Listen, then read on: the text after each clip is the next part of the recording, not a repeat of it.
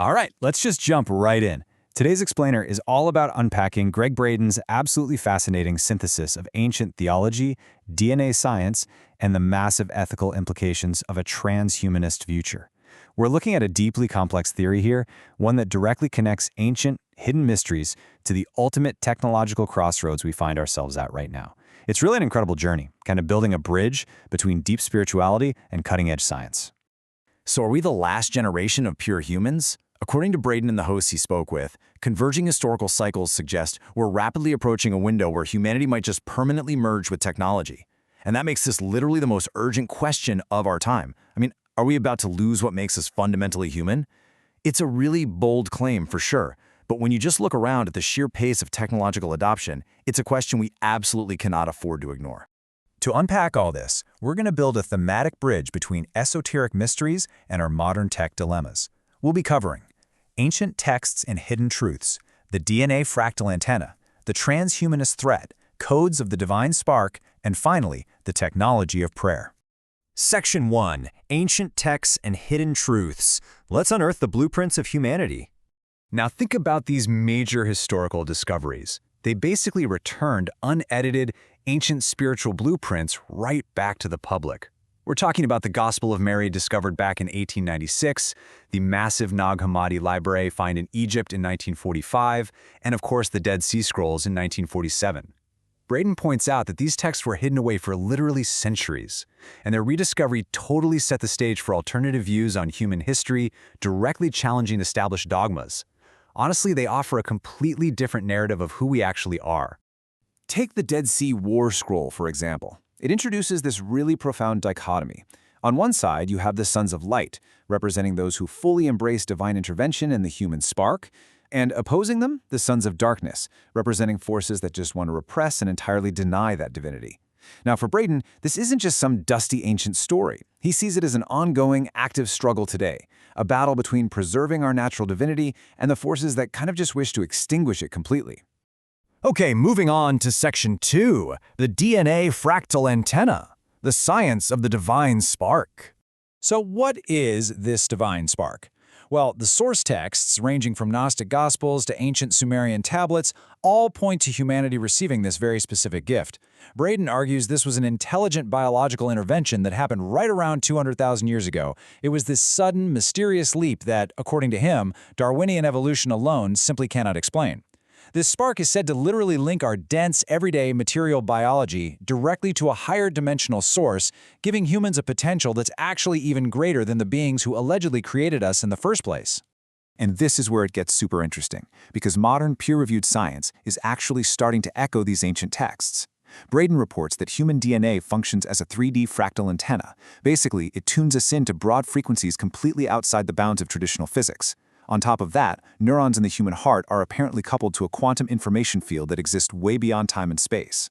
Braden even goes so far as to claim that if you apply ancient texts, like the Sefer Yetzirah, directly to the periodic table, it reveals a literal message hidden right inside our genetic code, a message that translates to God eternal within the body. How wild is that? Which brings us to Section 3, the transhumanist threat, approaching the technological convergence. The whole crux of this issue comes down to a really stark warning from Braden. He says, if we don't change our trajectory, very probably we are the last generation of pure human that the world will know by the year 2030 to 2032. That is right around the corner, guys. He suggests that by this rapidly approaching timeline, society is going to face intense pressure to, either knowingly or unknowingly, embed synthetic chemicals, RFID chips, and nanotechnology right inside the physical body. And he argues this could permanently alter our biology, basically spelling the total end of the pure human as we've always known it. So Braden basically sees two vastly different paths sitting in front of us. On one hand, you have true evolution, which he views as naturally and organically expanding our capabilities just by pushing our own biological limits. But on the other hand, he sees transhumanism not as a step forward, but as devolution. He argues that outsourcing our lives to machines causes our natural empathy, our imagination, and our inherent healing abilities to just atrophy. The argument here is that if we merge with machines, we risk completely losing that very divine spark that makes us uniquely powerful, ultimately turning us into something fundamentally less than human. Section 4. Codes of the Divine Spark. Defending our humanness. Now, if transhumanism is the ultimate threat here, The source material claims these ancient texts were actually left behind as practical survival manuals to protect our core humanity. For instance, the Gospel of Mary Magdalene supposedly provides specific literal codes to disempower dark or deceptive forces. When you're confronted by gateways of fear or deception, forces trying to convince you that you're powerless, the text advises stating, "I am not your child, but you are my illusion." This is all about consciously revoking the authority of negative forces. It's recognizing that they only have power in our lives if we actively grant it to them. And there are very specific divine expressions of humanity that the speakers argue we absolutely have to fiercely protect.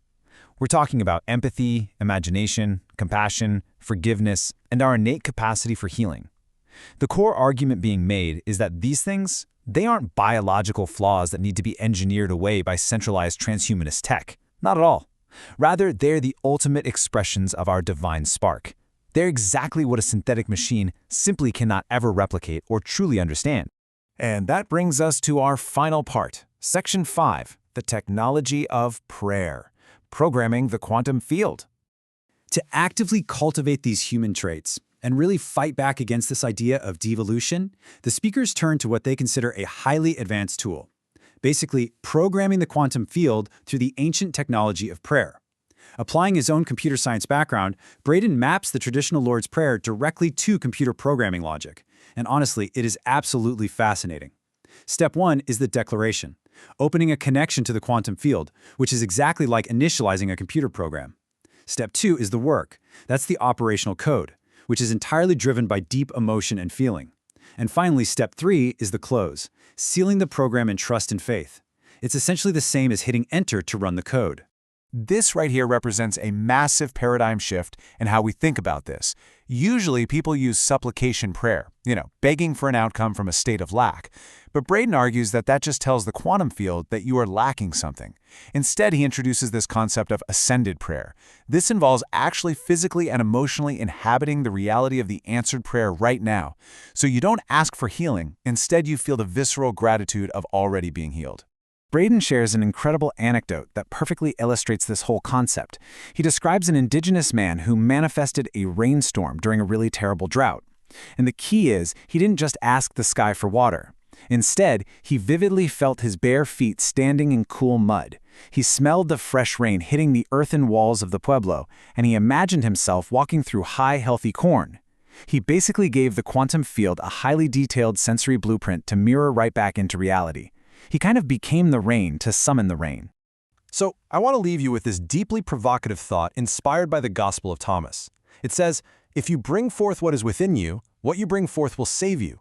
If you do not bring it forth, what will it do to you?" It's a heavy question, right? Are you actively bringing forth your own internal divine spark, or are you just going to let it be quietly replaced by the machine? It is definitely a profound choice for our time, and one that absolutely requires us to understand our deep past so we can actually navigate our future. Thanks so much for joining me on this explainer, and definitely keep exploring.